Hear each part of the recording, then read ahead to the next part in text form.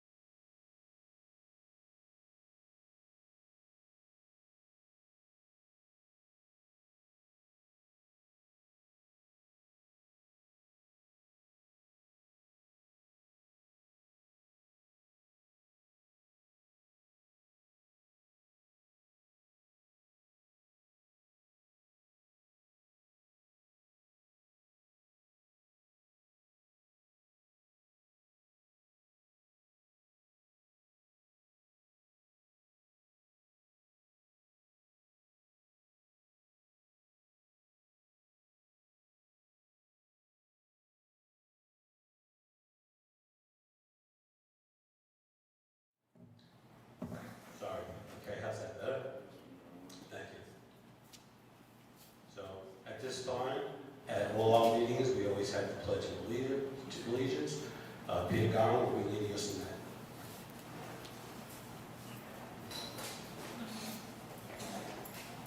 Let's have one moment of silence for General Colin Powell that died from COVID.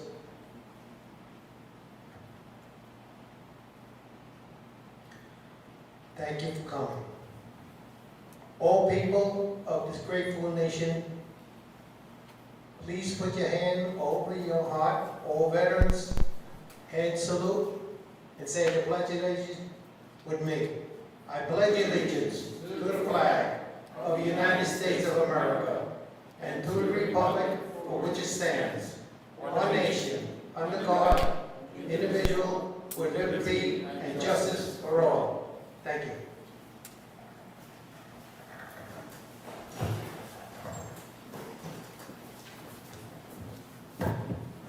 Thank you very much. Lakeville Estate Civic Association, we represent the 12,000 homes in the 11040 zip code. We are the advocates for that area. Although our name is Lakeville Estates, we do represent New Hyde Park, Manor Oaks, the Greenways, and many more areas as well. Thank you. So with that, I'm going to ask Steve Blank from Blank Media, who will be our moderator here tonight. Thank you very much.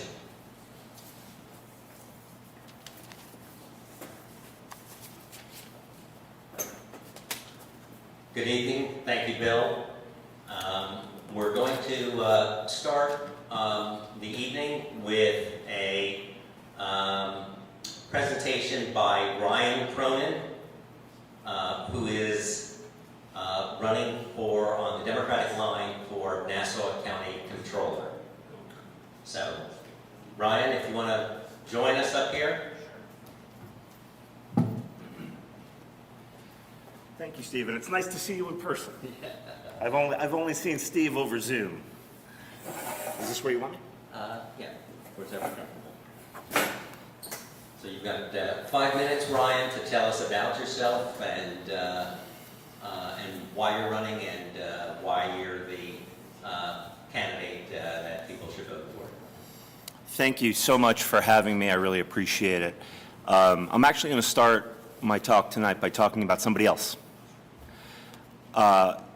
When I was in high school, I had this friend. His name was Joe. Joe was an amazing piano player. He was an incredible athlete. He was a great student. And he was one of my best friends when we were in high school. And he made me a better person when I was younger. He made me a better student. He made me smarter. The campaign brings on some funny experiences. I haven't seen Joe in about 20 years. And I hadn't seen his parents. And a couple months ago, I bumped into his dad, Bill Curran.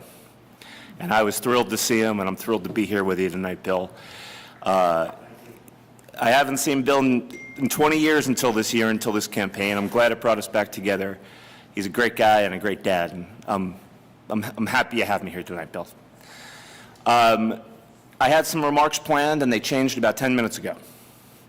Because 10 minutes ago, we got the endorsement from Newsday. Yesterday, Elaine Phillips, my opponent, and I met with the Newsday editorial board. It was the first time that we had any meaningful back and forth because she was unwilling to debate me. And I encourage you all to go home and read the endorsement tonight because what the endorsement said was this. I have the experience, the passion, and the ideas. And I'm incredibly proud of that endorsement, and I'm proud of my team because my team is a reflection of what we're going to have when we take office on January 1st. My team is made up of Democrats, Republicans, and Independents. It doesn't matter what party you're in. In fact, on my campaign, I'm running as a Democrat. I've already committed that the person who's getting the top job in my office is going to be a Republican. And the reason I did that was because we're the taxpayer watchdog in the Comptroller's office. And the voters need to understand, I shouldn't say the voters, the taxpayers need to understand that this is not a partisan operation. We are not doing this for political reasons. In Nassau County, protecting our taxpayer dollars is one of the most important things we could possibly do because of the crippling tax burden that we all live under. And we are going to have a team of CPAs and lawyers, incredible people from the private sector and people with tremendous government experience that we're already starting to interview and prepare for our transition. And we're going to have a pretty amazing office. Our preparation for the Newsday editorial board is evidence of that. And we're going to make you proud and we're going to save you some taxpayer money. So I'm going to leave it at that. And Steve, ready for your questions. Okay. Well, why don't you tell us, I'll ask the question that I asked you. You are a lawyer, a business litigator, and the job is controller. And I think that the perception on the part of some of us is that this is something with the green eye shade and somebody with a CPA or financial background. Why would a lawyer and a business litigator be the best person to be the county controller? I appreciate that question. And to be honest with you, Steve, I think I told you this story the other day. I had the same impression.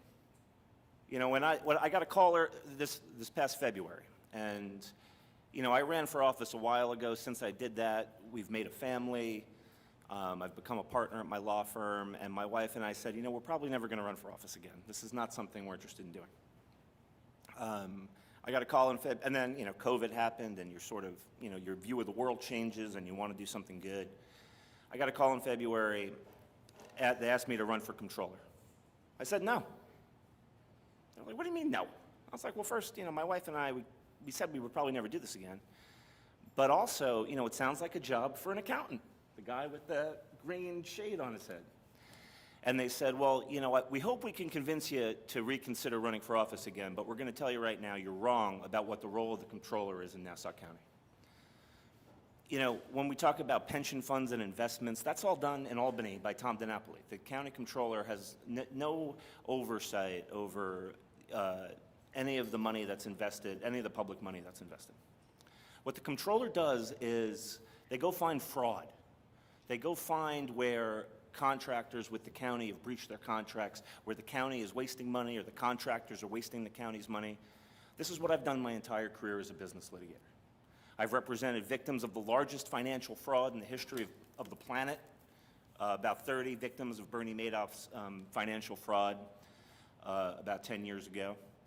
I've gone on, I've done extremely complex business litigations that relate to breach of contract and fraud, and I've taken on this one endeavor that I'm particularly proud of, where two of the largest companies in the country, Mattel and Fisher-Price, were selling a product that was fatal to infants. Working together with my wife, who's a brilliant pediatric healthcare provider, we got the company to recall those products, and we've, in the process, saved countless infant lives in the United States of America. And, you know, it took a great deal of risk on my part professionally to do that, and I'm incredibly proud of it. And that, you know, that's the kind of fighter that the comptroller in Nassau County needs to be. A guy who can, a person who can go out and get really complicated things done on a large scale. And that's what I've done in my private sector life, and that's what I'm going to do in my public sector life as Nassau County Comptroller. I guess we have time for a couple more questions. We were, just want to say at the outset, we did invite, or Bill Cronin and the Civic did invite Elaine Phillips, the Republican candidate for the position, to attend here, but she decided not to attend. So she was on our schedule, not here, so we have a little bit of extra time. So I'll ask an additional question, which would be, Ryan, what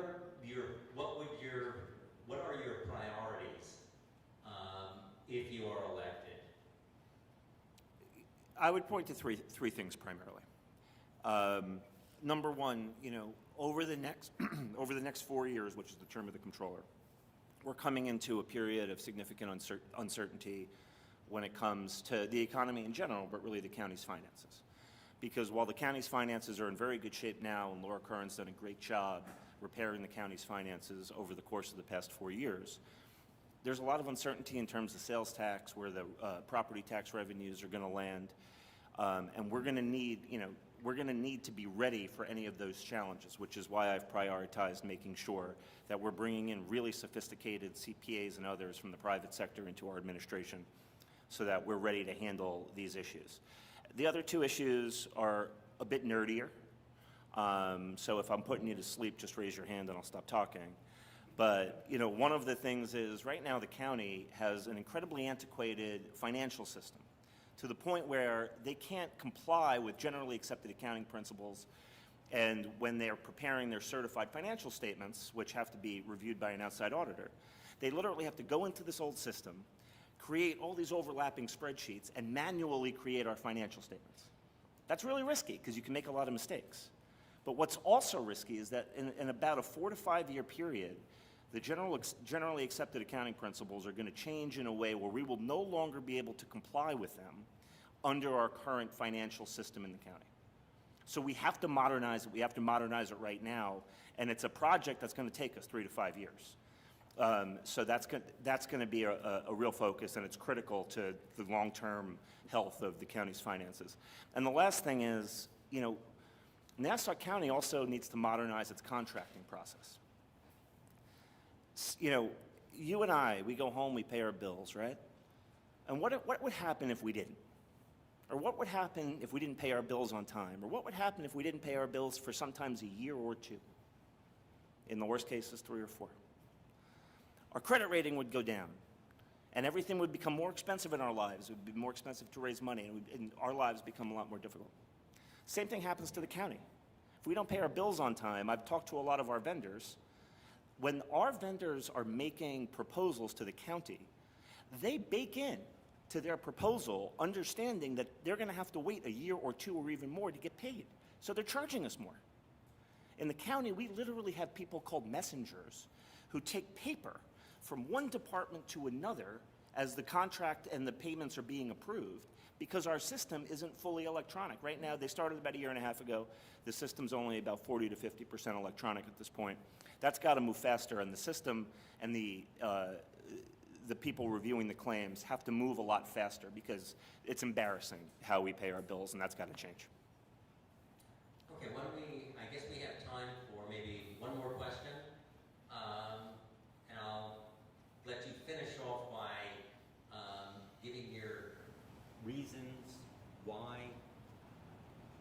Might have turned this off. Hello? Why you should be elected. Ryan, hold on 1 second before you answer that question. What's that? I changed your mic. Sure. We're getting a lot of feedback with that mic. Oh, I'm sorry. So we'll give you this one, and hopefully the sound will be better. Okay. Hey, Bill, you want me to hold it like this Or like this? This way, okay. I'm sorry, Steve, one more time on that question? So the question is, why should voters vote for you for this position? You know, I'm never going to get used to going around and giving speeches about how wonderful I am. It feels very unnatural. But it's the nature of this beast, but I appreciate the question. The Newsday editorial, which was incredibly strong, says it all. I am the candidate in this race with the relevant experience. I've delivered in the private sector in big ways, and I can do the same thing in the public sector. I'm the one who has put the work in, both in preparing for the job and preparing a team for the job. My opponent has not. And as Newsday said, I have the passion. You know, I have a 4-year-old and a 6-year-old at home, my 2 daughters, Emily and Riley. I want Nassau to be a place where they want to come home and move back to. And we're not going to accomplish that unless I do this job very well and a lot of other people really change the way that Nassau does business. But I have the skills and the experience to do it, and the track record that shows that I can accomplish it. So I hope that was a short enough answer to it. I hope I didn't go on for long. That's fine. Again, we would like to thank. I'm fading Here, I think I'm done, so why don't you use that one? Okay. So I want to thank on behalf of the Lakeville Civic Association and all those who are watching on cable or will be watching on cable for taking the time and sharing your views with us. Thank you all so much.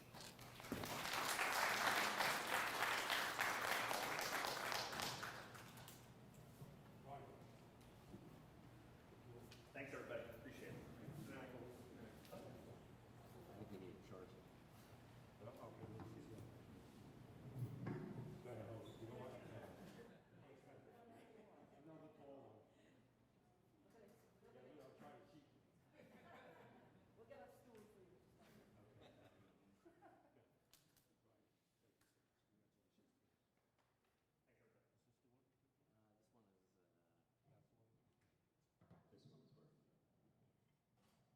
At this time, I would like to thank Ryan again. It's been a very long time since we've seen each other. I wish you the best of luck.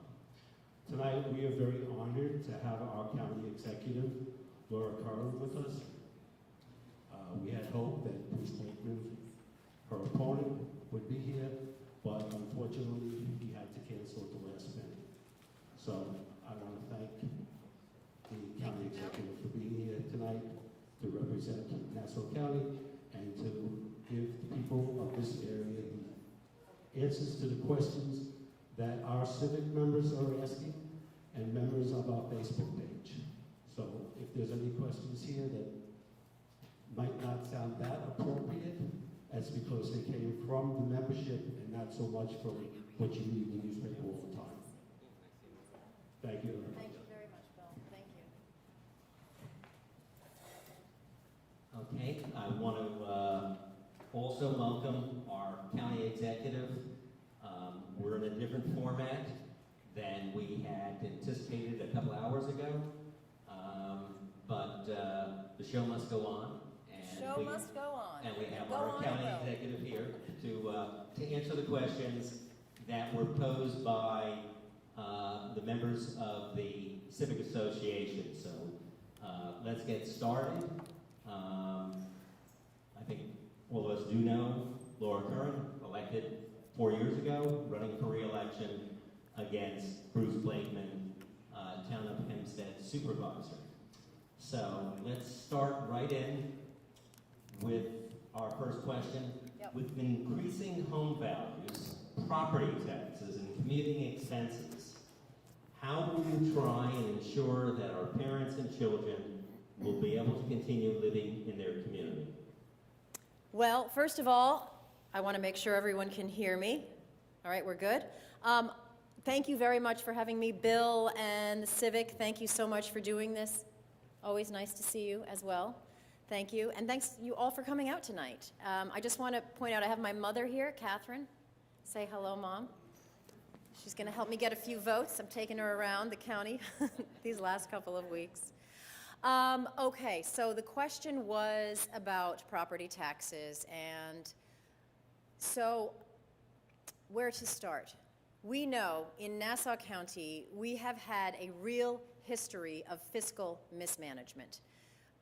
We were called the most fiscally irresponsible county in America. That's according to the New York Times. And we've had a history of just chronic deficits, one-shots, budget holes, gimmickry, and just fiscal mismanagement. And I ran on a campaign, and I pledged in my campaign 4 years ago to rein in our budget. And I'm very proud of the fact that under my leadership, we got the first bond upgrading in 15 years. And I have not raised property taxes on the county portion of your tax bill. That's the one that I control.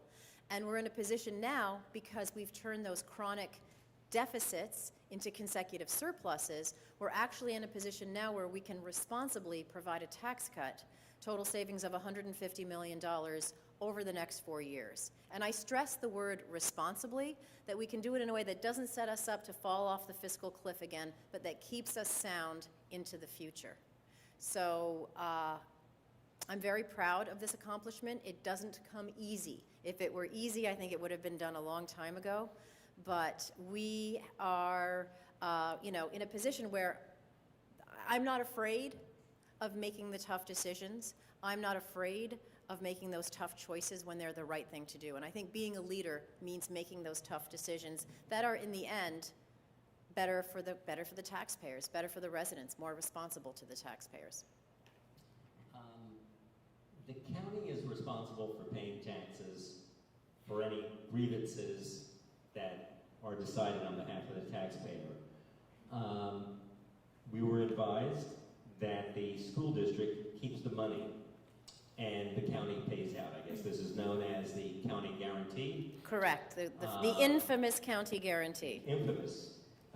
So yes, it's true, and older people, many on fixed incomes who want to live out their years here, are finding it almost impossible to do so, and have several more years of increases coming. I think this ties in with the reassessment. Right. So maybe we can break that into the first question.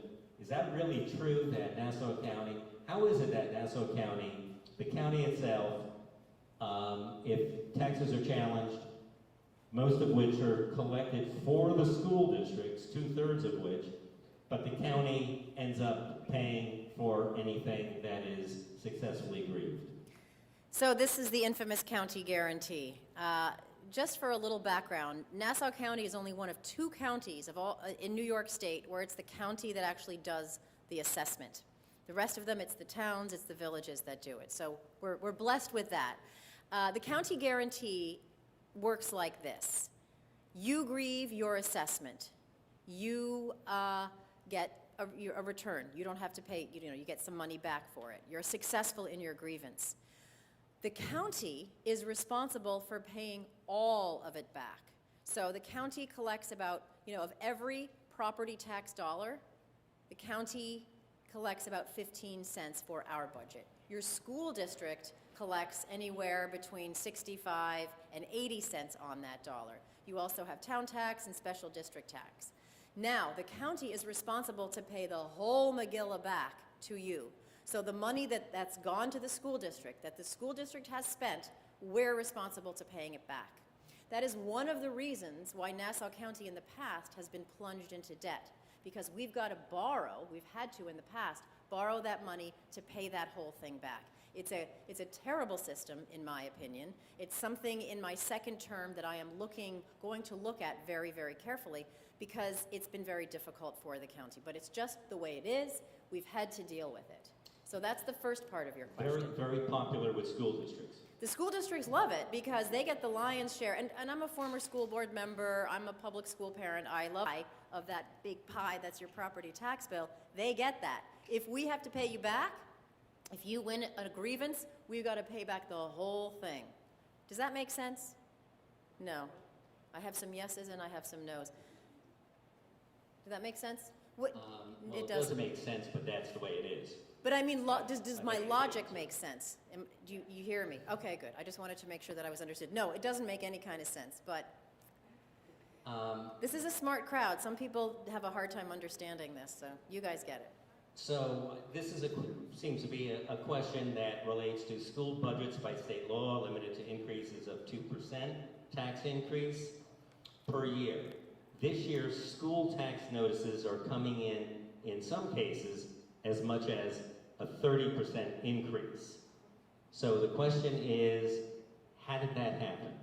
All right. So I was talking about the fiscal mismanagement of the past. I was talking about the chronic budget. Oh, thank you very much. You saw me struggling. Thank you. Just want to make sure. Great, thanks. 1 second. Chronic mismanagement of the past. That's kind of unfortunately been synonymous with Nassau County government for too long. And we've changed that. Now, the next piece of this is the assessment.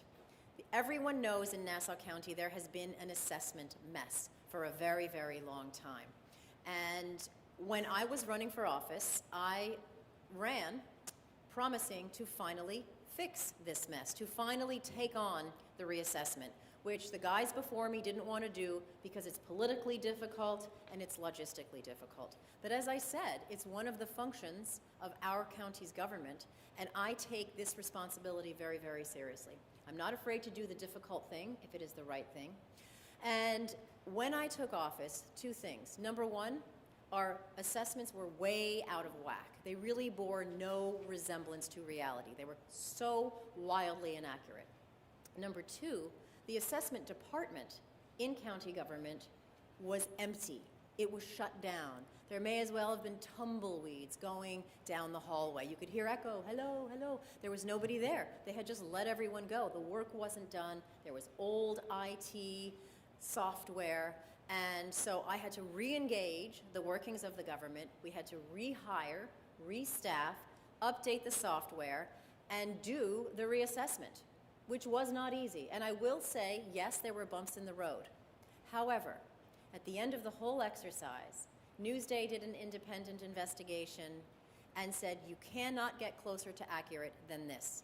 They said that about our values. The state real estate department, the state government did the same thing, looked at the values, said, as close to accurate as you can get. And independent experts also agreed that we were finally getting close to accurate. Now, it took us a long time. It took us decades to get into this mess. It will take us time to get out. But just because something is difficult that doesn't mean you avoid it. It doesn't mean you don't do it. And I'm not afraid to do the difficult thing if it is the right thing. So in answer to your question, yes, there is that shift. So, one of the things that seems to be different, people saying taxes went up. Did spending go up? Or is it just a question of how the taxes are apportioned?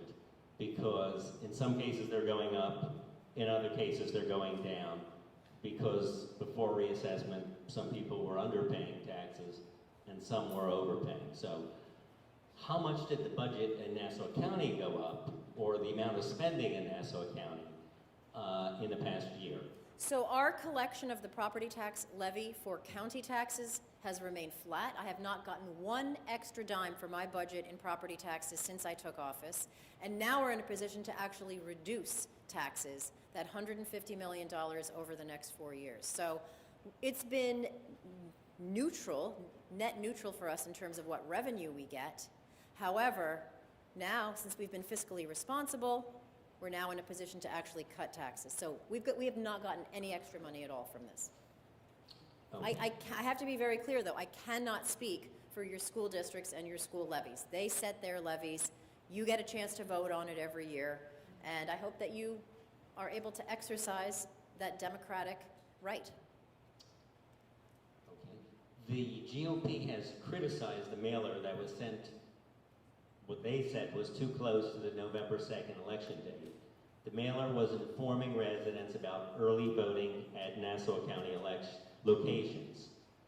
I'll let you answer the first part. There's also legislators who are promoting child safety, veterans drives. Are these to mitigate the unfairness, as these notifications are only sent by incumbents? We are asking that the county officials refrain from having their names associated with these flyers within 45 days of the election. Would you sign off on this proposal? In fact, I did sign it.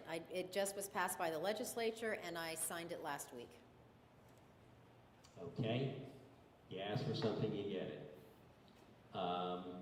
Okay. The town of North Hempstead has a Project Independence that subsidizes cab fare for transportation for seniors within the town of North Hempstead. There is no such program for seniors who live in other towns.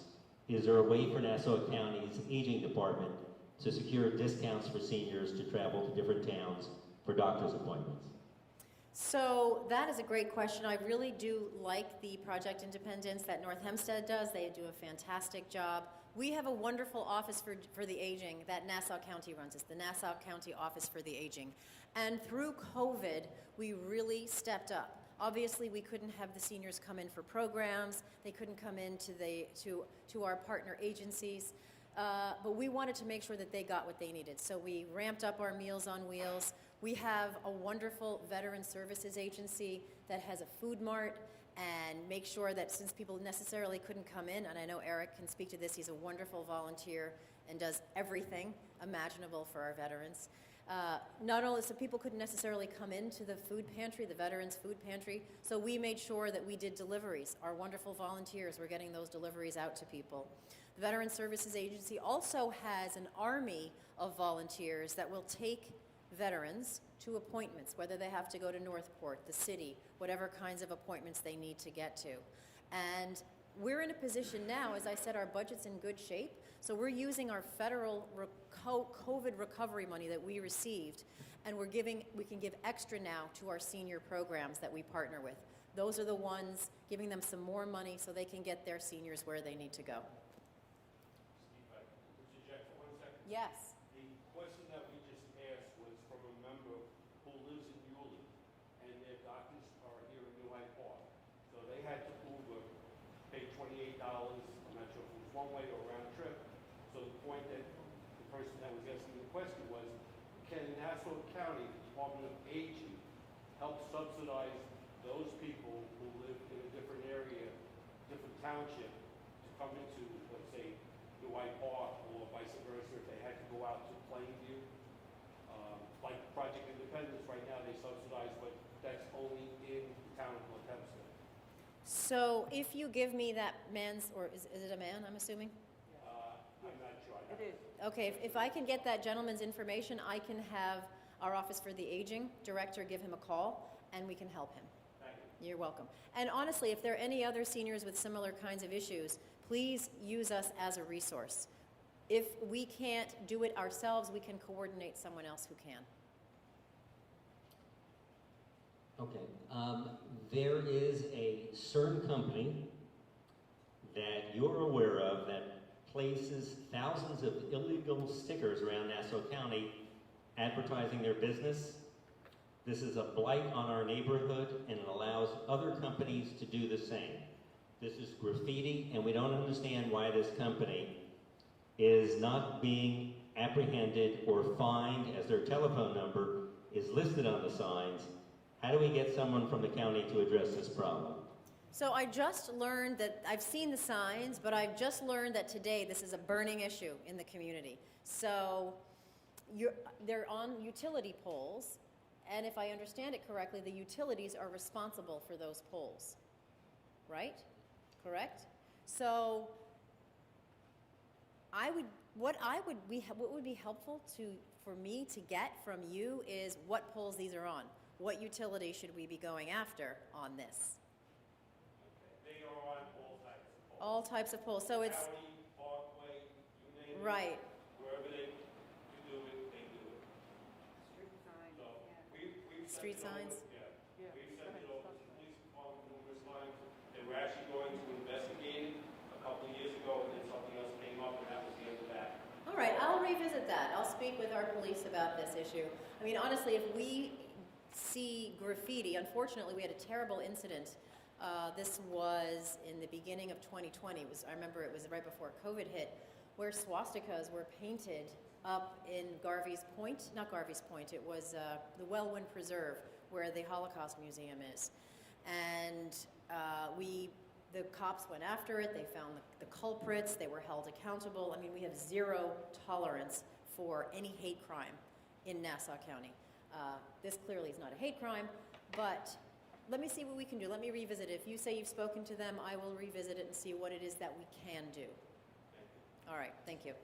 Okay, our next question is, given several recent severe weather events, Irene, Sandy, Ida, will North Carolina start restricting new buildings within 100-year floodplains, including along the Long Island Sound, such as the new planned development at the end of Bar Beach and Hempstead Park? I think you said North Carolina. Nassau County. NC. Nassau County, sorry. NC, right? NC. Come on, Steve, that's why we hired you. It's a summer. Got to spell it out for me. So Nassau County. the climate is changing on Long Island. With Ida, we saw more rain in 1 hour than we ever saw since we started keeping records in 1941. And this does not feel so unusual anymore. There were literally mudslides in Manor Haven. I mean, how often does that happen? I visited a man named Michael, who his basement, he lived at the bottom of a hill, his basement was just encased in mud. In Great Neck, we saw something similar. Houses that have never flooded before. The folks who lived there said it was like the Titanic with the water, you know, the movie with the water just rushing in. They had 3 feet of rain within minutes. Never happened before. So we are doing everything we can to shore up our infrastructure from Ida alone. We're punching through. Nassau County Department of Public Works is punching through 80 projects to improve drainage, to make sure that the water is flowing, and that we can withstand our changing climate. And by the way, while we're on the subject of roads, I just want to say we have been repaving, you may have noticed, county roads at a record-breaking pace. We've already done twice as many as the previous administration, and we are not letting our foot off the gas. We're going to continue with that. Now, I think the question specifically was about The question is, are you going to let planned developments in floodplains or near floodplains? Well, any development that gets a sign-off from the county, it has to make sure that there's proper sewage, there's proper drainage, there's proper ingress and exit, that the traffic can flow. All of that has to happen. So there always has to be an environmental review for any project that's built. Now, when you talk about zoning, these things are often zoned, they need a zoning variance or whatever it is. Those are your towns and your villages that do the zoning. The county does not do the zoning. But I will say, you know, we will support smart development, making sure that it can withstand life on our island with more floods and the drainage issues. That's very, very important. But development where it makes sense, I am in supportive of. Okay, will you be looking at the use of porous concrete and asphalt for paving parking lots and roads in areas particularly vulnerable to severe rain and flooding events? So I have not been asked that question yet, and I'm so happy that you asked it, because this is something that I actually... Thank the Civic Association. Thank you, Civic Association. So down where I am in Baldwin, the county has a lovely boat launch. It's right on the border of Baldwin and Freeport on Atlantic Avenue. Boaters know what I'm talking about.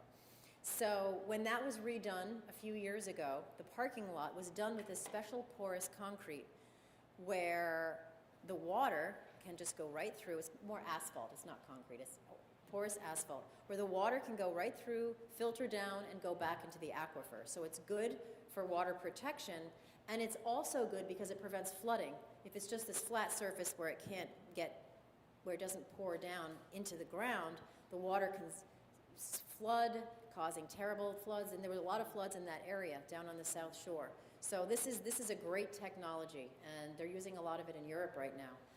The one problem with it is it's very expensive. So we're looking to see where it makes sense, other places to use this, especially where there's a lot of flooding, low-lying areas. That might be where it would be worth the investment. But I want to make sure I'm being responsible with your money while we're taking care of our environment. Okay, there are 3 ballot propositions, one on redistricting, a second on same-day voter registration, and a third, no excuse absentee voting. Where do you stand on each of these? So first of all, I would just say I'll give you my opinion, but I would encourage everyone, and I'm so glad nobody's asking about this either. This is really good stuff. These propositions are going to be on the ballot, and I would encourage everyone, you can read up on them, you can form your opinion, make your own informed decision, but let your voice be heard, yay or nay. A lot of people don't understand these propositions, they don't know about them, there's really not a lot of information. So just do your own due diligence. I won't tell you what to do, but I'll tell you my opinion. On the first one with the redistricting, I will support that one. It's going to fix some constitutional issues in the current redistricting rules. The U.S. Supreme Court actually made some fixes that will incorporate that in this proposition. And there are other just fixes that I believe need to happen. And I'm confident that our Nassau County Board of Elections, which is 50% Republican, 50% Democrat, will ensure that our election process remains, has a lot of integrity, maintains that integrity, and is safe. Okay, And same-day voter registration and no excuse absentee voting. So I support both of those measures as well. I love our democracy, and the more voter participation we have, then the more accountability we have, and I think that's good. Okay, we've gone through these questions. I have a couple of my own. But I have one also. Okay, why don't you go ahead? Okay. The recent Hurricane Ida created a lot of damage.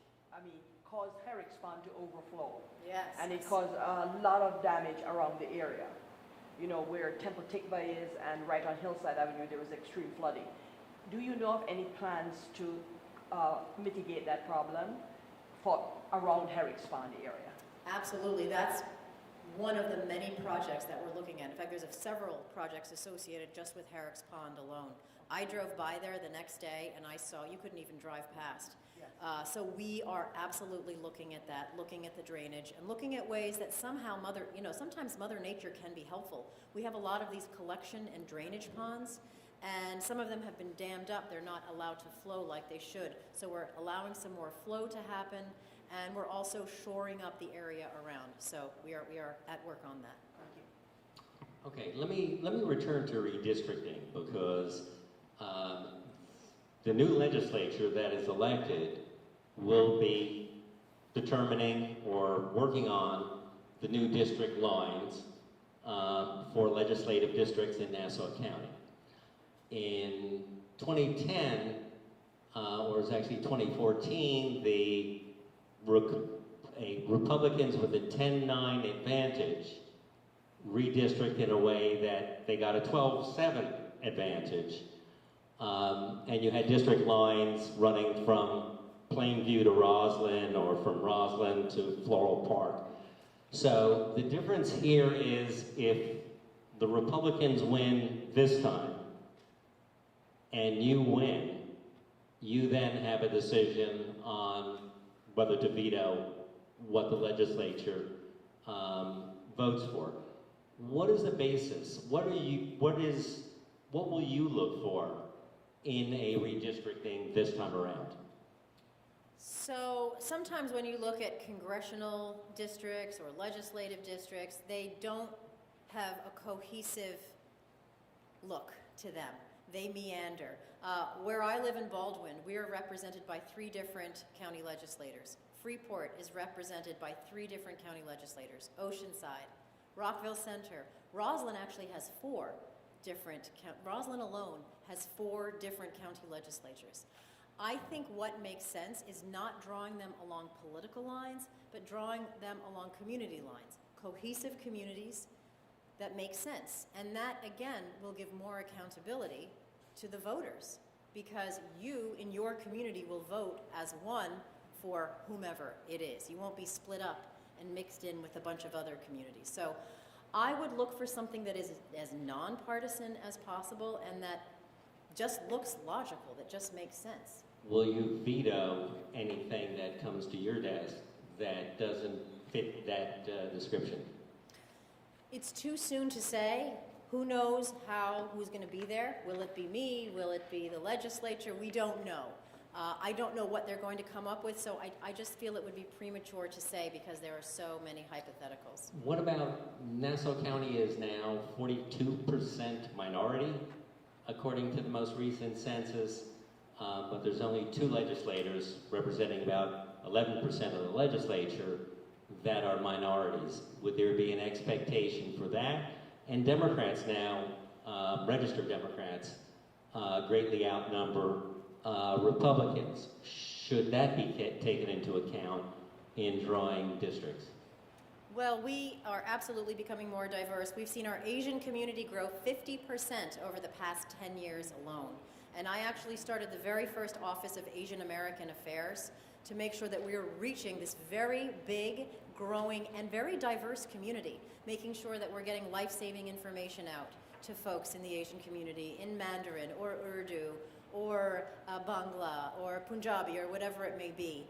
We also have a very robust Office of Hispanic Affairs. It used to be in the basement. It had a terrible name. We brought it up into the first floor. We've rebranded it. And again, getting information out to our Spanish-speaking communities. We have an Office of Minority Affairs as well, making sure that we're reaching all of our communities. And this was very helpful during the pandemic. We did blast texts out in 6 languages, Haitian Creole, you name it. We were getting life-saving information out about testing, about COVID, and then about the vaccination. And I think, that's one of the reasons why Nassau County has the highest vaccination rate in all of New York State. Of all 62 counties, we're the most highly vaccinated in terms of the percentage of adults vaccinated, which I think is great. Number 2 in the nation among large counties. So it's really important that all of our communities are engaged and feel empowered, and find their voice at the ballot. That, again, it just comes back to accountability. The more people have a say in who leads them, in who leads the government, the more accountability you have. Let me go to the budget that was approved by the legislature today. It was included by the Republican majority. You had proposed, I think, $70 million in reductions to property taxes. The Republicans have approved the budget that cuts fees and various fees and red light camera penalties by $100 million. Will you sign the budget, or it was voted against by all the Democrats? Will you veto that budget and look to get your budget approved? So I'm looking at the amendments, I'm looking at the proposal, but my goal is to avoid anything that will make us fiscally irresponsible into the future. So any decision that I make will ensure that we stay fiscally responsible, we stay fiscally disciplined, and we set us up for future success. So that is going to be my goal. I will say about the public safety fee, I am 100% against defunding the police, and this public safety fee does provide funding towards public safety. So that is something that I have already vetoed. Okay. And I just want to say on public safety, you may have heard that U.S. News and World Report has called Nassau County. They looked at 3,000 communities across the country, and they said Nassau County is the safest community in America. That's 2 years in a row now, 2020 and 2021.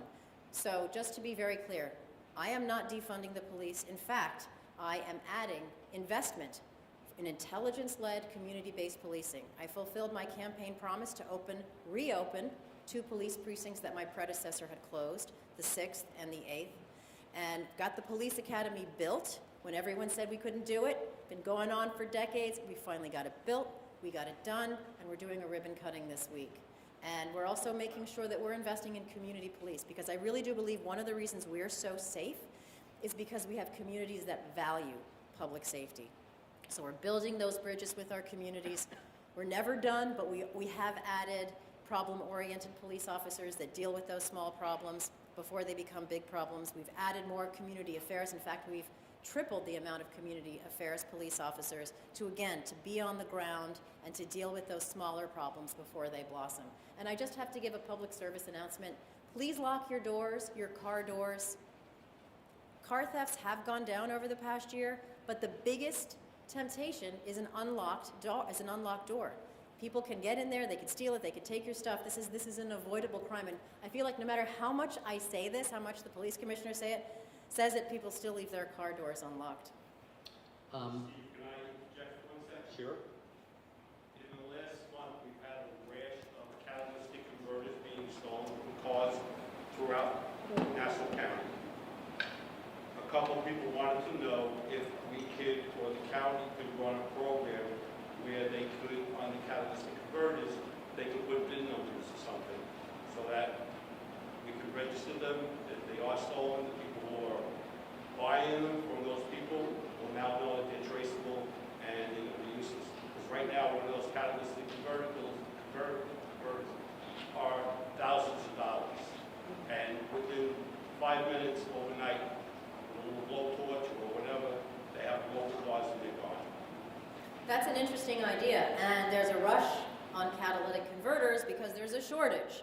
So I'm speaking to, I speak to a lot of business owners, car dealerships, school bus operators, truck companies, and all of them are hurting right now. There's labor issues. It's hard to get people to work right now. That's an issue.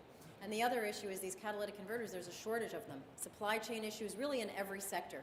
Cooking oil, meat, lumber, it's an issue. And the catalytic converters, we're really seeing that. So now people are taking advantage of that. Unfortunately, the bad guys, see an opportunity when things are bad, and they're doing this. But the idea of a VIN number I hadn't heard of before, but that's something we can explore. Going back to the budget, a year ago, NYFA assisted the county in balancing its budget by using its better credit rating to refinance bonds, and that allowed you to balance it. But NYFA, the chairman of NYFA, Adam Barsky, said, this is just kind of this will help you, but there's still potential deficits. So what happened between then and now that the county can afford to cut taxes when a year ago NYFA was expecting deficits going forward? So when COVID hit in March of 2020, and I still remember the first case that we got, it was in March, first case in Nassau County. It was a man who lived in East Meadow, March 5th, 2020. He worked in a hospital, actually. And this was not someone who had traveled. We were waiting for someone to bring it from overseas. We were looking at the manifests of the planes coming in. No, it was someone who was here. So we knew that community spread was happening. And we jumped into action. You know, I set up weekly conference calls with our hospital executives, making sure everyone had enough PPE and ventilators. And I also saw, while managing the health crisis, we were also going to have an economic crisis. And I was concerned about what would happen. You know, county services are so important in something like a pandemic, and God willing, this never happens again. We're the ones with the county health department, with the contact tracing, with the Medical Reserve Corps volunteers. We're the ones with the Office of Emergency Management. We're the ones with the medics who are out there. Most of the medics in Nassau County are Nassau County employees. For other first responders, the cops, corrections officers, deputy sheriffs, all of those on the front lines. It was all of those functions that were keeping people as safe as we possibly could.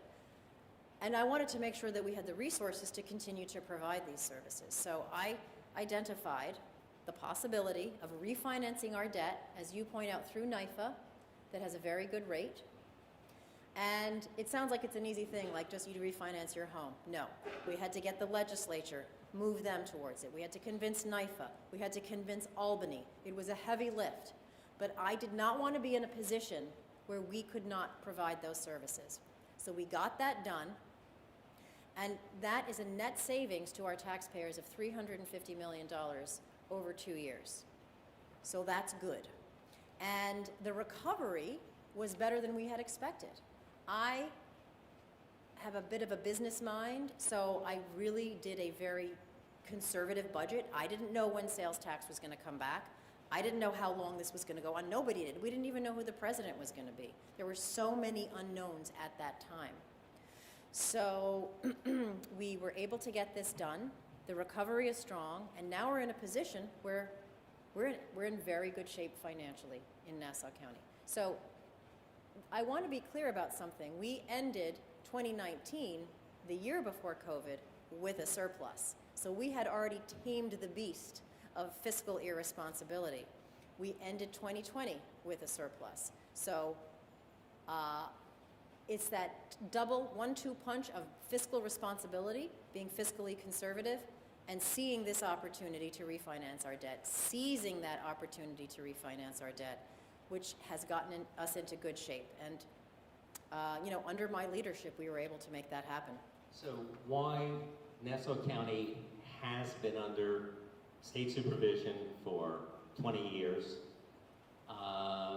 and has struggled throughout that time to balance its budget. Now things are looking better, but what gives you the confidence that revenues can be cut and that there's not going to be a deficit in the future?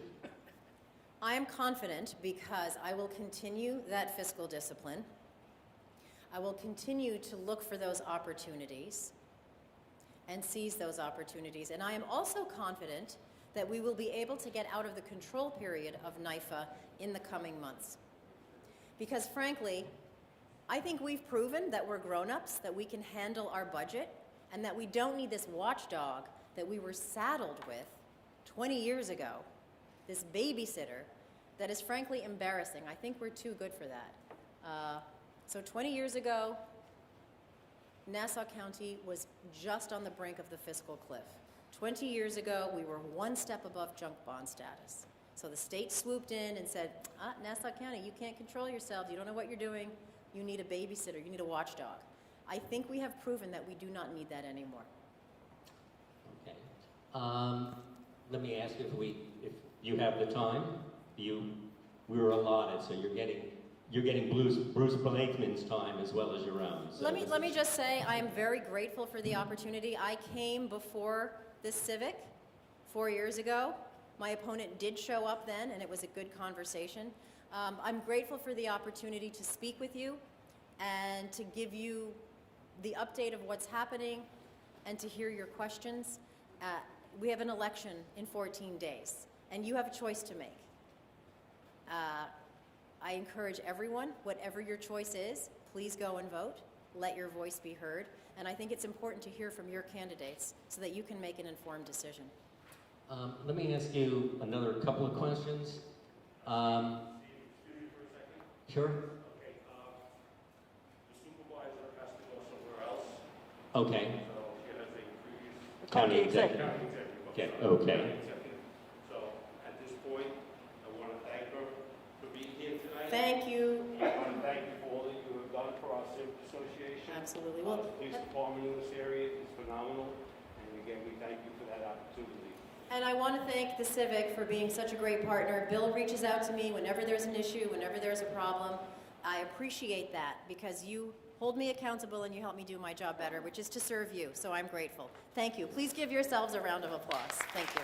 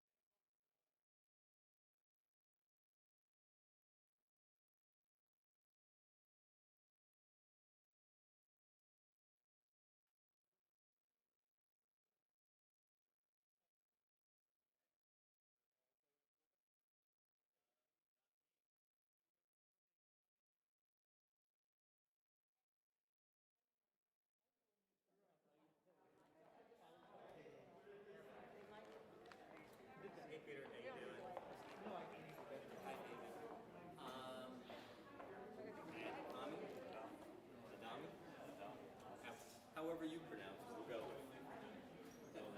Well, just as long as we're consistent. I take no offense. So which is the correct?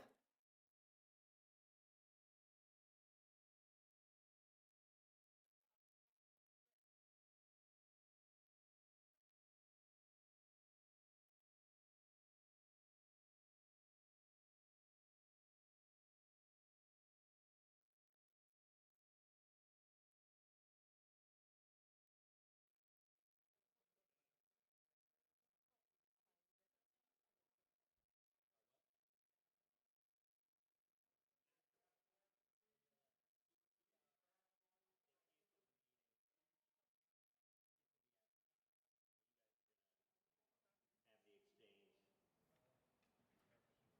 exchange. Okay. We ready to get started? We have here with us candidates for North Hempstead Town Council, Peter Fishkind and David Adhami. David is the Republican challenger. Peter is the Democratic challenger. And they're running for the seat that was occupied by Lee Seaman, who is retiring. So the way this is going to work is each candidate will have a 2-minute introduction and a 2-minute closing statement with questions and answers in between, a total of 20 minutes for each candidate. So we can get started right away, and we're going to let Peter Fishkind begin with his 2-minute presentation.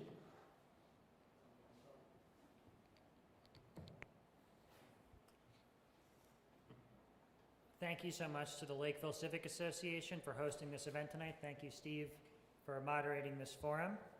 My name is Peter Fishkind. As Steve mentioned, I'm the Democratic candidate for this council seat. What I want to tell you tonight is that I grew up in the town, went away to college at George Washington University, went to law school at the University of Pennsylvania, and I came back to this community after graduating. I worked at a law firm for the last few years in New York City called Proskauer Rose. There I worked on highly complex cases, and I delivered results for my clients using my work ethic and my skills to solve problems. Since I launched my campaign, I'm proud to say that I'm running a very active race. I'm pretty sure actually that Bill was the first call that I made of anyone else, even before there was a public announcement, and that I'm trying to demonstrate to people that I want to be there for them as their representative. I've knocked the second most doors of any Democratic candidate across Nassau County. I've been to countless events, and I'm here to listen to people, and I want to make sure that my actions during the campaign can demonstrate to all of you that on the other side, if you choose me as your elected official, that I will be there for you as your representative. Thank you very much, and I look forward to our discussion tonight. Okay, David, why don't you take your 2 minutes to get going? Sure thing. Good evening. Thank you very much for having both of us here. My name is David Adhami. Can everybody hear me okay? Yeah. My name is David Adhami. I have lived in Great Neck since 1998. I went to Great Neck South High School, so I did have a lot of fellow New Hyde Parkers, North New Hyde Parkers as classmates and still as friends. After Great Neck South, I went to Stony Brook University and followed by Touro Law School. So I've been a Long Island boy essentially all my life, and I still live in Great Neck. I have a general practice in Great Neck, focusing in general civil litigation and criminal defense. My office is in Great Neck, my home is in Great Neck. Everything is basically in the town of North Hempstead my entire life. A little bit about me, I'm an avid boater, outdoorsman, fisherman. So the environment is a big, big concern of mine. And I've seen over the years how things have gotten worse, but also during COVID how things got a lot cleaner and the water's been cleaner. If I'm elected to the town council as the 5th district, the environment would be a big portion of what I would look to preserve and make better. In addition to that, the various services that the town provides, including the building department and other licensing departments, which have been quite problematic, would be a main focus of mine. So thank you again for having us here both tonight, and I look forward to this debate. Okay, well, let's start off with the questioning, and we'll start off with Peter. If you are elected, what will be your priorities? Sure. So my first priority is to make sure the town is able to deliver high-quality services, and additionally to ensure the responsive operation of town departments. So, I know the vital role that the town plays in the unincorporated area in North New Hyde Park, and I want to make sure that you all are getting the services that you deserve in this area. So whether that's ensuring that a commitment that's given by the town is honored in your area, whether it's that the building department is going to operate more efficiently, or anything of that manner, I'm going to be an advocate for you, and I'm going to work very hard to make sure, again, that all of those promises are honored. Secondly, it's to ensure that our town maintains its AAA bond rating. This is really the gold standard, highest rating you can ever have for a municipality, and what it allows us to do is gain access to capital at the lowest possible interest rate and maintain the lowest possible tax burden on residents. The third one is supporting local businesses. I've been talking a lot about trying to attract anchors for our downtown, improving our building department, and also developing creative solutions for businesses to get the freedom they need to succeed in our town. Okay, David, same question. Sorry, Steve, could you repeat the question? What would be my main focus? Sure, correct? what would be your priorities? So, I think I gave a little bit of a way saying the building department and town services, but at the risk of being repetitive, it's problems that I hear all the time, where people are renovating their home, they get a stop work order, they're jammed up for a year, 2 years, and the rules just keep on changing. You can't keep changing, you can't keep setting the goalposts farther and farther. I've heard time and time again, countless times, where an inspector will come, say A, B, and C needs to be done, and then you say, that's it, and they say yes, and then another inspector comes, or the same inspector, and says, well, now you got to do D, E, and F. And you're like, but you didn't tell me about that. And it's a constant game of chasing your tail, essentially. And I've heard the same from architects. Architects and engineers, they do this for a living. They know how it works. They work in other municipalities, and they don't have these issues. So why do we have these issues here? Our town is better than that. That would be a main focus. And additionally, the revitalizing the downtown districts, certain areas just do not fare well. And I think a lot of it has to do with taxes, overregulation, red tape, governmental red tape that just makes things cost prohibitive, or it weeds people out. They give up. And that would be my main focuses. Okay, let me move back to Peter and ask about code enforcement.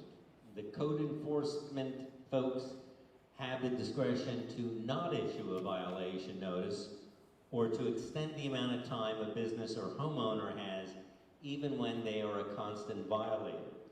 Will you propose legislation that takes that power from the code enforcement folks and sets a written guideline?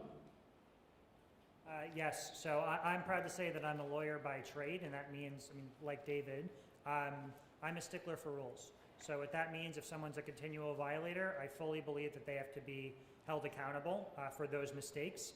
I'm also aware of the issue, and I've talked to Bill and a number of other community leaders about this, of the issue with actually enforcing fines that are put on businesses.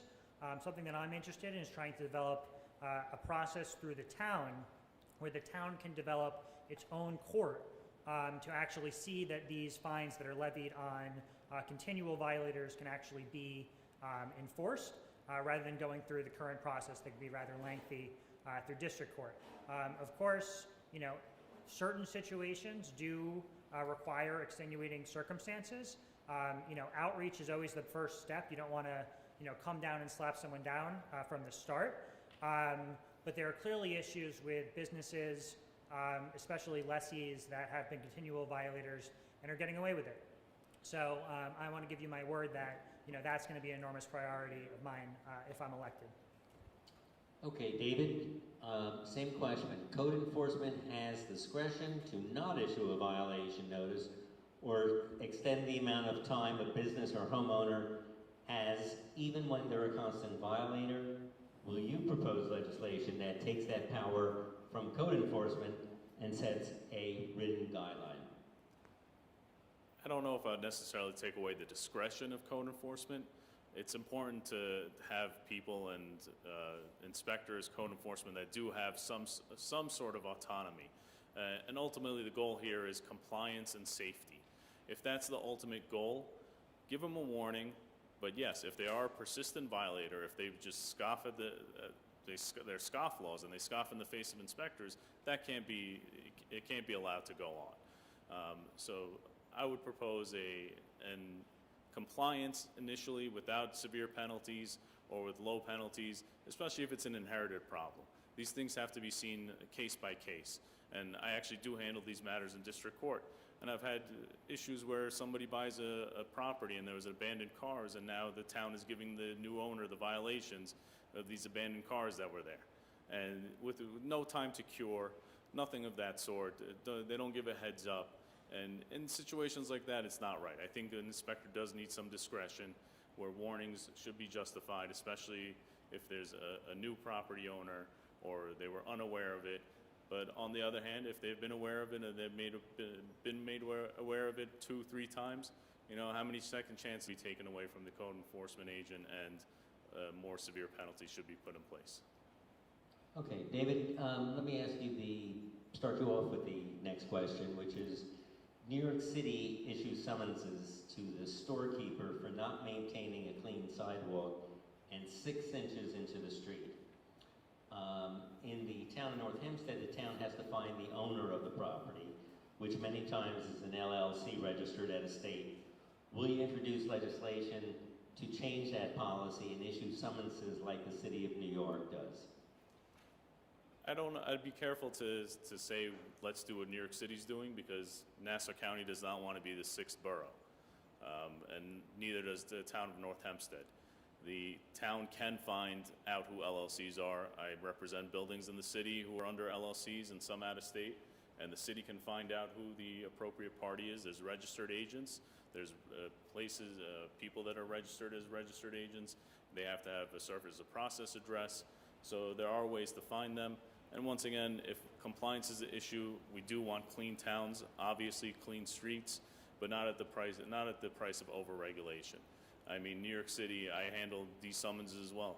Some of these basic summonses are in the thousands of dollars, and it's not fair to put that on the back of our businesses, especially right now during a pandemic when they're hurting. You don't know how many restaurants and other businesses that I've represented that get a $2,000-3,000 fine during the pandemic because someone didn't have their mask up, or the fire inspector, fire marshal, or police come in and say there wasn't proper social distancing. They don't give a warning, and then the state liquor authority comes after them also. It's fines on every which end, and overregulation just kills businesses. I've seen people just give up and they're moving out of state, and it's not a good way to operate, in my opinion. So I wouldn't enforce like New York City, but there are ways to find out who the property owners are and hold them accountable, especially if they're persistent violators. Okay, Peter, I'm going to give you that same question of New York City issues summons to storekeepers, but there's difficulty of doing that in the town of North Hempstead. Will you introduce legislation to change the policy about cleaning sidewalks and into the street and issue summonses like New York? Sure. So one thing that I'm actually very interested in trying to address this problem is shifting some responsibility to lessees rather than owners. I understand, number one, it can take a lot of time to identify the owner in certain cases and then eventually hold them accountable. The lessee is the one in the store at the time, and I do think that it's reasonable to consider whether in certain cases that burden should be shifted. Secondly, again, before we get into too punitive of a system, I'd want to do outreach both with the chambers of commerce in the area, with the business directly, to give them a chance to rectify the issue. But again, like I said, if this is a consistent violator, we care about the beautification of our area, and something like sidewalk maintenance is a reasonable request for a business to take care of. Okay, Peter, we'll ask you this question. Do you support or oppose the sale of recreational marijuana in the town of North Hempstead? And if yes, where would you propose the locations to be? So I've been very focused on this issue, and in particular, I can say that I've attended all of the town listening sessions, except for the one that's actually happening right now. I have the understanding that there's going to be a decision made at the end of this year, whether it's to opt out or to do nothing, which means the town opts into, again, dispensaries for sale, and also potentially on-site consumption facilities. So this is a decision that's going to get made before either of us are elected. In attending these sessions, can say that they are running a very good process here. They have had experts speak from either side of the spectrum. They've talked about how this has come out in other states. They've tried to identify how much money would come into the area, and also identify some of the fallout if the town was to opt in. So for me, what I'm most focused on is really the zoning issue, because that's what's going to happen in the event that the town does opt in. And in terms of locations, it's my understanding the current law says there's proximity regulations near schools and also near houses of worship. I'd be willing to, again, if the town opts in, we'll see what they do, extend those further, to extend them to parks, and also work with the community to ensure that, in the event we do opt in, that, these facilities are not going to be in places that we don't want them to be. Would you treat it any different than, say, a liquor store? Well, it's going to be treated differently than a liquor store, because I believe there are 75 licenses throughout the state that are going to go out. So there are going to be, less to begin with. Obviously, there are many more liquor stores than that. So the answer is I would treat it differently, because there are just going to be less of them. And it's a new thing, so we have to be careful with exactly where we want the facilities in the event, again, that the town does opt in. David, marijuana, recreational marijuana in the town of Hempstead, yes or no? And if yes, North Hempstead. Thank you. Where would you propose the locations to be? So, bluntly, my answer is no. Although it's not something I would be voting on, it's their current council persons that would be voting on it, and town supervisor. The vote is set before any of us, either Peter or I, would take office if we win. But my position now is no, and if I do win, my position then will be no. I believe that our elected officials now are somewhat tap dancing around it. I think it's a big issue for children. I mean, most of this marijuana use is targeted towards kids. Bottom line, I see it. I see it in my practice every day. Gummies, chocolates, candies, lollipops. Yes, there are adults that have it, but it's the same as I see the Juuls and the e-cigarettes that plenty of kids are using these days. And I think it's terrible. At a young age, this is the new big tobacco. And I think big tobacco is going to get into the game. And one other thing that was brought to my attention that's pretty interesting is even if the current town board votes no right now, if there's enough new members on the board, they can have this up for a revote. So I asked Peter, I go, why tap dance around the issue? I'm saying no. And if the council does approve it, would you treat it, how would you treat it? Let's say you don't have that choice. Would you have the same regulations as where liquor stores are located, or would you look for something different? Well, the answer is I'd still vote no, but if my vote didn't count enough to make it not happen, yes, I would be in the favor of regulating it heavily, far away from schools, make sure children don't have access. And, same thing where sting operations were set up for adults that used to buy cigarettes for kids, same type of thing. Because I'm sure it'll happen inevitably where adults are buying for children, children will just get it again. And that's the biggest concern. Adults can do what they want, but the main concern is keep the kids safe. Okay. Peter, I'll do you just- want I'll to just respond since For David one- raised the question of whether you're ducking the issue? So I'm not ducking the issue, and I think David's wrong on the facts. If the town opts in, the town is in. If the town opts out, if the town does nothing, the town is in. If the town opts out, the town can consider opting in. I'm of the mind the town's running a good process. If they come to the conclusion that they don't want this here, I'm not overriding that in 6 months. So what the powers are of the next town council, I've just stated them. If the town goes in, the town cannot go out. So David's wrong on the issue there. Well, it's a simple yes or no. Are you for it or against it, Peter?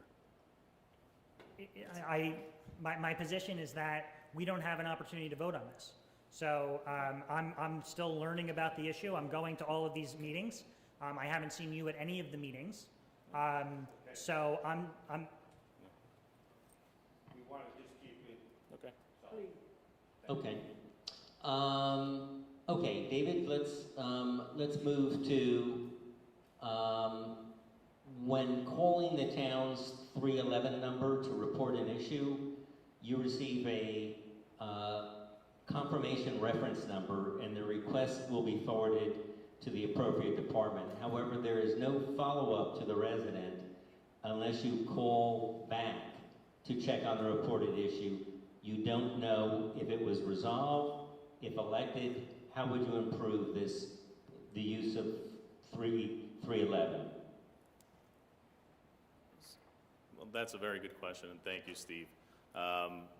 I would say simple answer, talk with IT, see if they can accept emails when there's a 311 call that comes in, and automatically send an update with the resolution of that ticket. It should be able to be programmed. I'm not a computer programmer, so I don't want to speak too much as to it, but it doesn't seem too tough. They're already taking the person's information, they're making a ticket, and just an auto-generated email to the person who complained, I think is not too much to ask for. All right, Peter, same question. What should be done with 311 in terms of the ability to follow up on something that has been called in? Sure. So I'm a big supporter actually of something similar to what David said, which is making more information available online.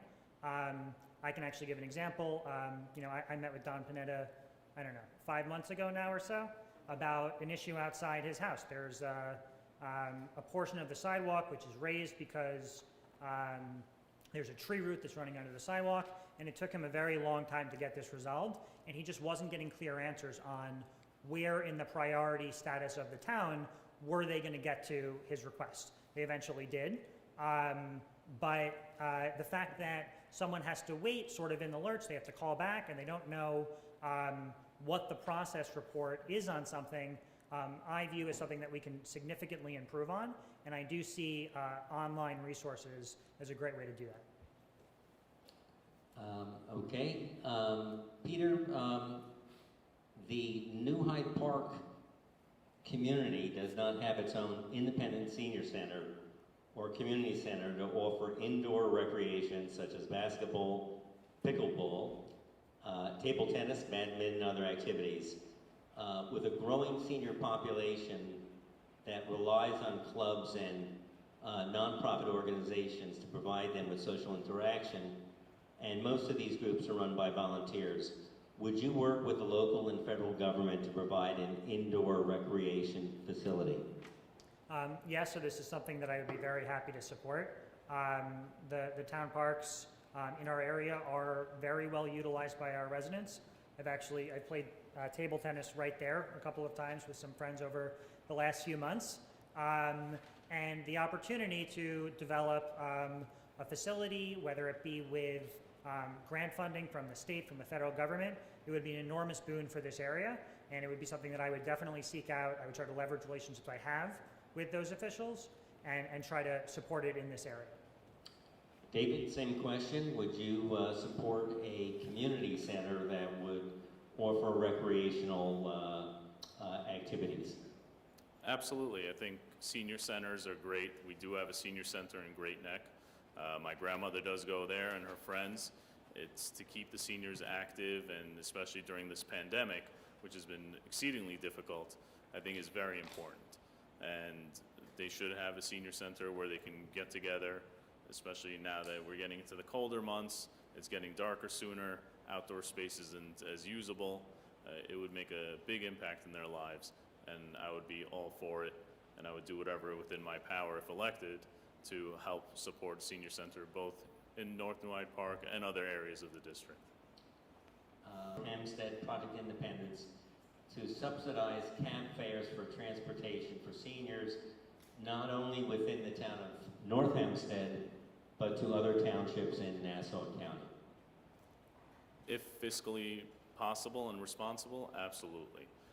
I would have to look to see to what extent it would apply. I mean, obviously for doctor's visits, hospital, anything of that sort, I think it's very important, especially during the pandemic where a lot of our seniors who don't have family members are exceedingly isolated. So if fiscally responsible, I would definitely support it. Peter, same question. Would you support subsidizing cab fares for seniors beyond the town of North Hempstead? Sure. So I can tell you that I was actually in touch with Project Independent staff yesterday to understand what's currently being done about this issue. It's my understanding that there actually is an existing program to facilitate these trips through Mobility Manager. I also understand from them that there isn't currently a significant need for this. I don't know if that's the case or not. I'm happy to speak with members of the community. And my view is, especially in an area like New Hyde Park, an area like Great Neck, where you can walk to Queens, if there's a reasonable fee for the cab, the way that it could be higher if you were going up to Port Washington, it is something that the town should try to expand the program towards. But of course, it would depend on the current need for the program. That's what Project Independence is all about. Where there's a need for our seniors, we want to deliver. Okay, and Peter, what can you do to provide landscaping services for elderly residents that are willing to show the town paperwork that they cannot afford to pay for those services on their own? Yeah, so I'm happy that you brought this to my attention. I also think this is something that Project Independence should look directly into. Again, the focus of the program is to deliver for seniors and make sure they can stay active in our community. So if it's something like landscaping services that they need assistance with, whether it be volunteer efforts, I know I personally have volunteered with Lakeville Civic on a number of different community beautification efforts, whether it's driving up volunteer efforts to address this issue, whether it's the town contracting with landscapers to try to address this issue. I think this would be a wonderful service to deliver for seniors. And David? Yeah, I think this is maybe something more for the private sector to step in, or volunteers. When I grew up, I used to mow my grandparents' lawn, and you don't see kids mowing lawns anymore. So maybe we can get kids mowing lawns again instead of playing video games. I don't know how likely that is, but We tried. We had a 90-year-old resident with an age 24/7 that didn't want to leave her home, could not afford to have a landscaper. We tried to put it out there. Nobody volunteered. I'll say kids in my day were a different breed than I guess they are today. 'Cause when we had snow days, we were itching to get a shovel out and go make a couple of bucks. But the private sector, being landscapers, could possibly donate their time, either get a tax deduction, or maybe put them on an Adopt a Highway sign, something along those lines, where they'll volunteer their services and spread it out between multiple different companies that could volunteer, and to keep our seniors in their homes, because the cost of living is astronomical around here. And it doesn't seem like anybody's getting any relief between taxes, violations, everything of the sort, overregulation. Everything at every corner is just another tax. And incomes haven't increased, but the cost of everything else has. So my goal would be to keep that cost down and try to make some sort of joint venture where the private sector would volunteer and do the right thing. And you incentivize them, obviously. You don't expect them to do it for absolutely nothing. You give them some sort of incentive. All right, David, let me ask you a question, and I'll ask Peter the same question, and then we're going to be going to our closing arguments. Number of the downtown business districts are hurting and have been hurting for a while. You see empty storefronts with throughout the area. Great Neck is one of those areas. What should be done? What do you recommend that the town do? Knowing that you're also dealing with stepping on other people's turf in terms of villages that have their own say in the matter. Absolutely, and I think it's in my opinion, overregulation from every aspect and not enough incentives. Why would a business come here if they're going to be paying top-notch rent, not have the foot traffic, or there isn't the parking? You need to have a certain amount of things for business districts to thrive. You need to have parking, you need to have foot traffic, you need to have people that are willing to spend in their own neighborhood versus going somewhere else. And these businesses have to be incentivized. It costs a lot of money to open up a business. It's not like you could walk in the door with $5,000 or $10,000 and you're set up. Sometimes people put their entire life savings, hundreds of thousands of dollars. And there has to be some sort of incentive, especially with business improvement districts, the villages, the county, and once again, the taxes are high. Landlords can't afford to reduce rents because there's certain minimum operating expenditures, and it's just, I think fiscally, it's almost impossible for certain businesses. The barriers of entry are so high. So what incentives would you provide for businesses that would help them out? If a business is opening up and they hire minorities, give them a tax credit. Give them some sort of a break, or give the landlord some tax credit in order to incentivize them so they could lower the rent and keep them in business, especially now businesses are hurting. You know, I think you need a little less regulation and some sort of incentives, because you see all these other states, Florida, Texas, Tennessee, they're dragging businesses all over there, and they're bringing them in with tax incentives. And some people see it as taking tax money away from our government, but ultimately, if the businesses thrive and they all do well, the government will do well as well, and tax revenue will increase. Empty stores are not giving us money.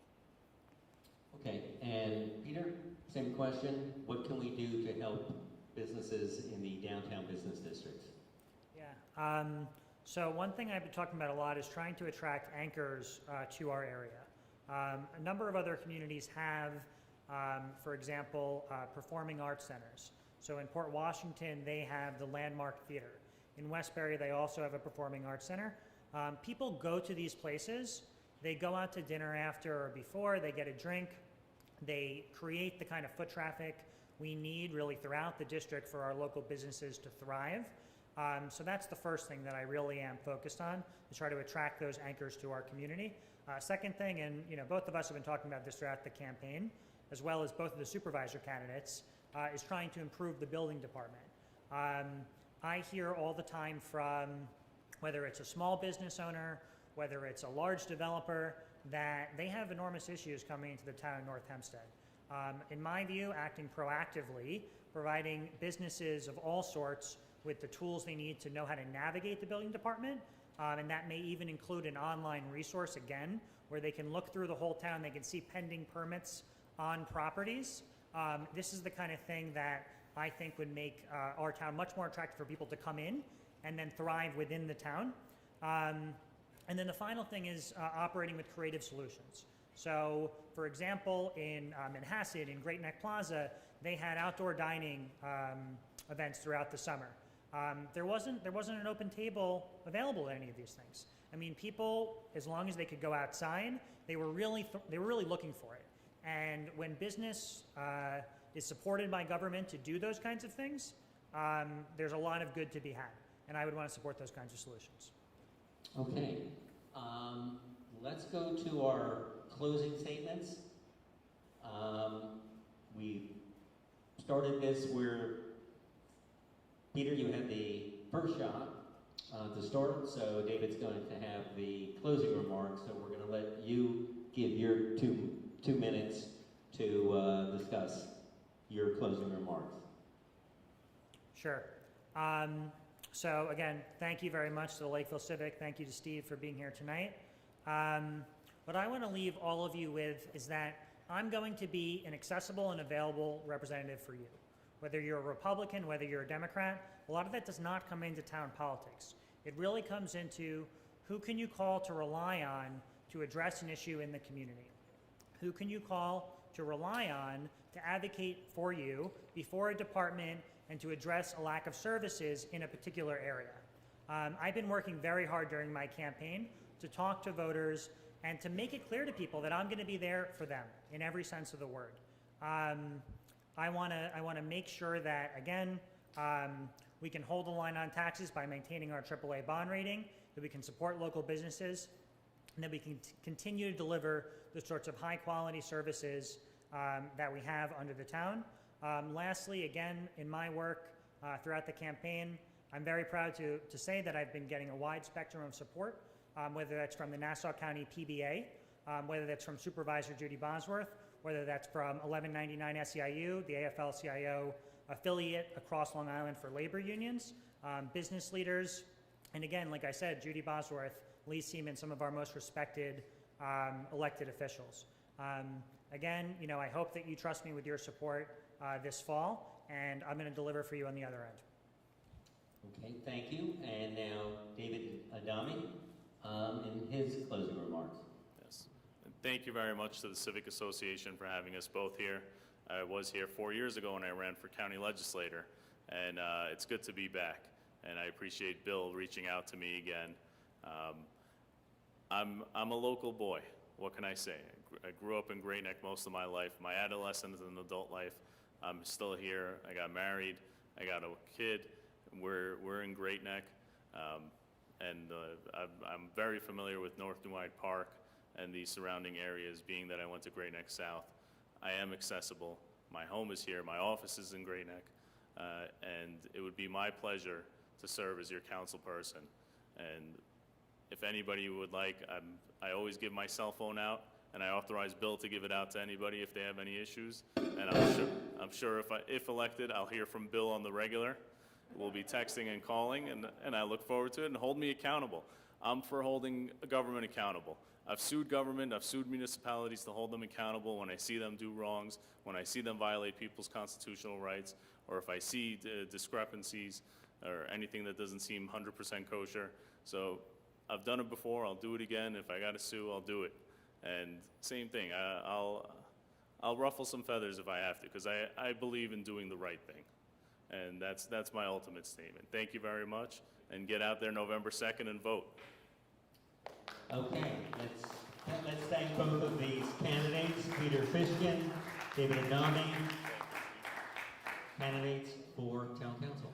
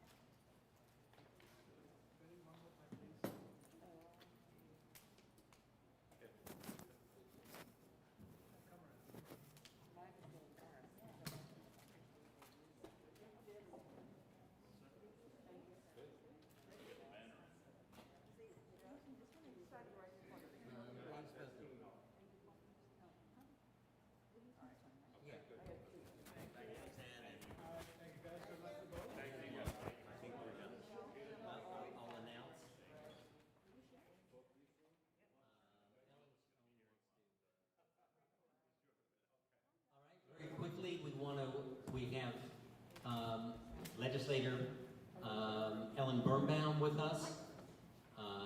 And she would like to, she got canceled a couple of weeks ago, and she's back by popular demand, and would like to make a couple of remarks. Thank you, Steve. It's really my pleasure to be here tonight with all of you, and like you just heard, I didn't have the opportunity to meet and greet and speak to you and answer questions when my scheduled interview was supposed to be. I think you all were at home watching a baseball game that night, perhaps. But I am losing my voice from going to so many events lately and talking over music, talking over crowds, but I really tried to get out there in the community. I am a full-time legislator. I am there to serve you. I take my job very seriously. Public service is what I'm really dedicated to. And for those of you who have been in touch with me, just call me, email me. Bill calls my office on a regular basis, and